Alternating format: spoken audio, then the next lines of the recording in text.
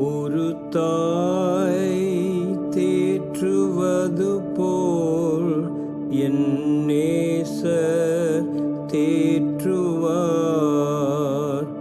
ஒரு தாய் தேற்றுவது போல் என் நேசர் தேற்றுவார். அல்லேலூயா,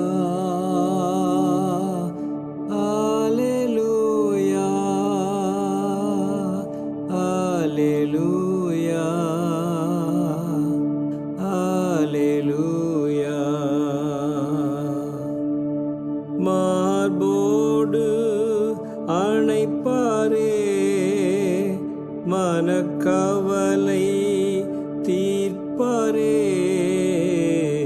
மார்போடு அணைப்பாரே, மனக்கவலை தீர்ப்பாரே. ஒரு தாய் தேற்றுவது போல் என் நேசர் தேற்றுவார். ஒரு தாய் தேற்றுவது போல் என் நேசர் தேற்றுவார்.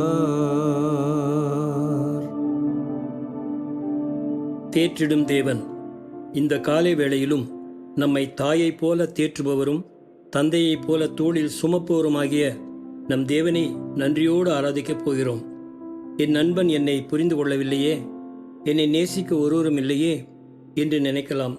நம்மை எல்லா விதத்திலும் புரிந்து கொள்பவர் நம் இயேசுராஜா மாத்திரமே.